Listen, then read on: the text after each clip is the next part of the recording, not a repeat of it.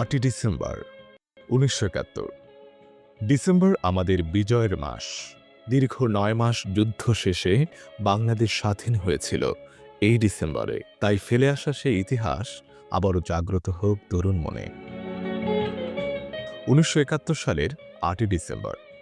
বিজয়ের দিন যত ঘনিয়ে আসছিল ততই মুক্তিযুদ্ধের অগ্রগতি তীব্র হয়ে উঠেছিল। মুক্তিযোদ্ধাদের সাহসিকতা ও মিত্রবাহিনীর সহযোগিতায় একের পর এক অঞ্চল পাক হানাদার মুক্ত হচ্ছিল। এদিন দেশের বিভিন্ন প্রান্তে ছড়িয়ে থাকা পাকিস্তানি সৈন্যদের ঢাকার দিকে পালানোর কোনো পথই খোলা ছিল না।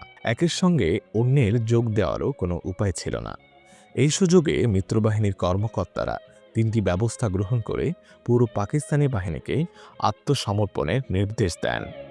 জেনারেল জগজিৎ সিংকে 3টি কলাম নিয়ে ঢাকার দিকে দ্রুত অগ্রসর হওয়ার জন্য বলা হয় এবং একটি ব্রিগেডকে দ্রুত হালুয়াঘাটের দিক থেকে ময়মনসিংহের দিকে অগ্রসর হওয়ার নির্দেশ দেওয়া হয়। 8 ডিসেম্বর 1971 বাংলাদেশের মুক্তিযুদ্ধের ইতিহাসে আরেকটি গৌরবময় দিন। এই দিন আমাদের বিজয়ের স্বপ্নকে আরও কাছে নিয়ে আসে। মুক্তিযোদ্ধাদের সাহস ও ত্যাগের মাধ্যমে এই জাতি ক্রমেই বিজয়ের দ্বারপ্রান্তে পৌঁছে যাচ্ছিল।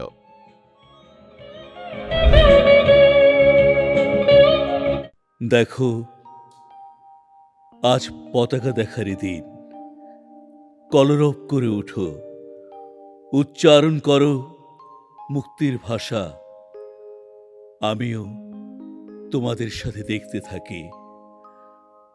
তোমাদের সাথে আমার অপরিচ্ছন্ন দৃষ্টির অশ্রু সজল চোখ দুটি মেলে দাঁড়িয়ে থাকি। কি লাল সবুজ পতাকার মধ্যে গোল হয়ে বসে আছে।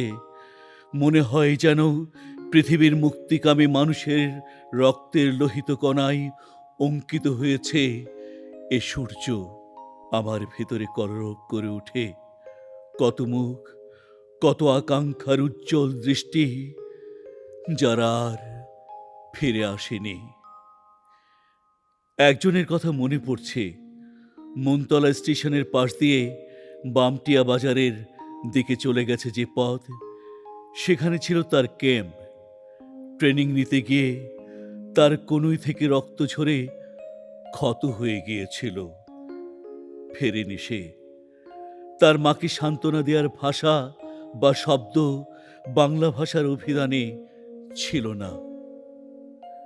কিন্তু তার মার সামনে দাঁড়িয়ে আমি যে ইঙ্গিতে কথা বলেছিলাম, তাতে মহিলা শুধু একবার আকাশের দিকে তাকিয়ে ওই গোল সূর্যের মধ্যে তার পুত্রকে দেখেছিল অশ্রু সজল চোখে।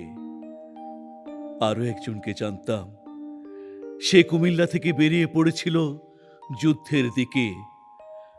গুলিটা লেগেছিল তার কোমরে। আগরতলা হাসপাতালে আমি তাকে দেখতে গিয়েছিলাম।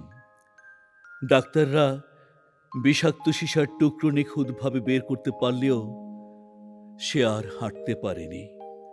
তাকে হুইল চেয়ারে বসিয়ে আমি নিয়ে গিয়েছিলাম মুক্তির উৎসবে। ওই পতাকার লাল অংশ, তার খানিকটা রক্ত আছে। আমি সবসময় দেখি আর তার কথা ভাবি। কি অবলীলায় তার নাম বাদ দিয়ে লেখা হয়ে যায় মুক্তিযুদ্ধের ইতিহাস। সে ছিল কুমিল্লার একটি হিন্দু পরিবারের মেয়ে। তার পিতার উপজীব্য ছিল সঙ্গীত। আমি সাক্ষ্য দেই যে পতাকার ওই লাল অংশে তার রক্তের লোহিত কণিকা মিশ্রিত আছে। হে ইতিহাস, লেখো তার নাম। কুষ্টিয়ায় ঝাঁপিয়ে পড়েছিল ছেলেটি। কুষ্টিয়ার কাস্টম কলোনির পাশে সে ঝাঁপিয়ে পড়েছিল শত্রুদের জীবকে উড়িয়ে দিতে। খণ্ড খণ্ড হয়ে উড়ে গিয়েছিল তার বাহু, উরু ও পিঠের কিছু অংশ। হাসিবুল ইসলাম আল্লাহু আকবার বলে সে আক্রমণ করেছিল। তার বুক থেকে কলজি উড়ে গিয়ে ওই পতাকায় লেগে আছে। লেখো তার শেষ উচ্চারণ, আল্লাহু আকবার। কলরব মুখর, হে মহানগরী, তোমাকে লিখতে হবে ওই রক্তগুলোকে অসাধারণ বিবরণ। দেখতে হবে ইতিহাস নির্মাণ করে কারা, আর কারা কেড়ে নেয় বীরত্বের পদক চিহ্ন। দেখো, আজ পতাকা দেখার দিন। কলরব করে উঠো, উচ্চারণ করো মুক্তির ভাষা। আমিও তোমাদের সাথে দেখতে থাকি।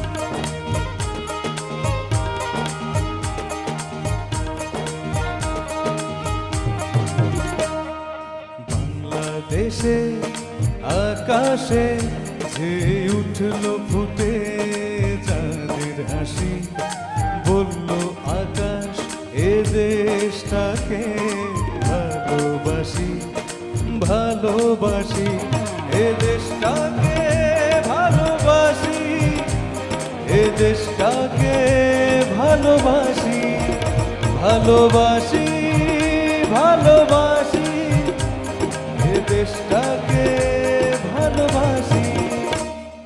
বাংলাদেশে আকাশে যে উঠল ফুটে চাঁদের হাসি, বলল আকাশ এ দেশটাকে ভালোবাসি, ভালোবাসি এ দেশটাকে ভালোবাসি, এ দেশটাকে ভালোবাসি, ভালোবাসি, ভালোবাসি এ দেশটাকে ভালোবাসি।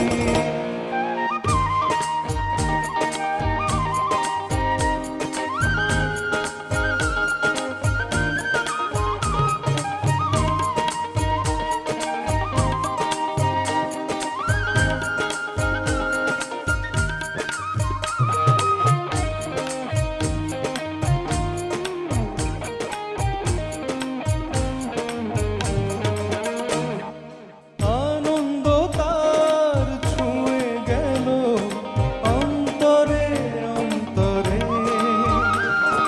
খুশির ধ্বনি প্রতিধ্বনি প্রতি ঘরে ঘরে, সভ্যে দাভে ভুলে প্রাণে উঠল বেজে মিলন বাঁশি।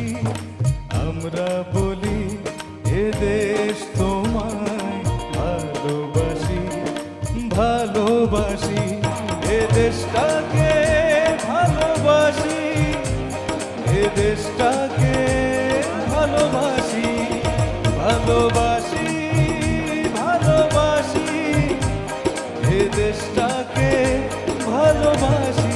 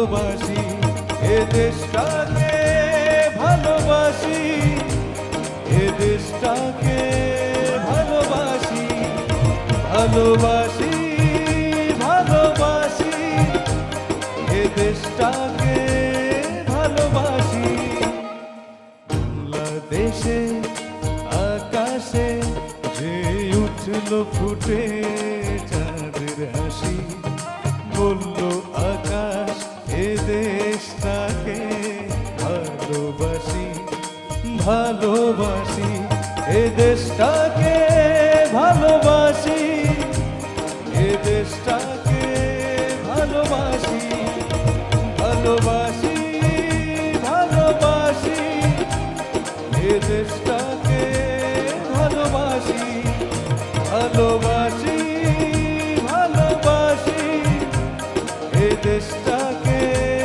ভালোবাসি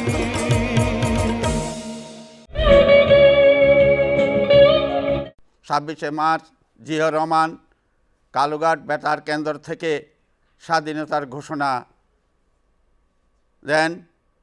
27শে মার্চ সীতাকুণ্ড স্থ এবং কুমিরা এই একটা ব্যারিকেড দেয়। চিটাং থেকে যে আর্মি বিডি তখন ইপিআর ছিল, ইপিআর নিয়ে ছোট ছোট বাচ্চাদের নিয়ে একটা ব্যারিকেড দেয়। উত্তর দিকেতে হাজার হাজার পাকিস্তানি হানাদার বাহিনী চট্টগ্রামে আক্রমণ করবে ঢুকতেছে।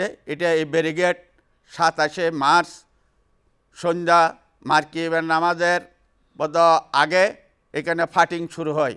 সেই ফাইটিংয়েও আমি অংশগ্রহণ করেছিলাম। আমার বয়স ছিল তখন 16 কি 17। তো এটা এই ফাইটিংয়ে আমরা বেশিক্ষণ টিকে থাকতে পারি নাই, বোধ 2-7-8 মিনিটে এটা ডিফেন্স উড্র করি। পাহাড়ের সীমারেখা দিয়ে আমরা আস্তে আস্তে আমরা সীতাকুণ্ড পাহাড়ের ভিতর দিয়ে আমরা সীতাকুণ্ডের দিকে উত্তর দিকে চলে যাই। তারপরের দিন এখানে অস্ত্র শস্ত্র যেগুলো রাখি দিয়ে গেছিল আমাদের সেনাবাহিনী, ইপিআর বাহিনী, এগুলা তারপরের দিন 28 তারিখ সকালে আসি।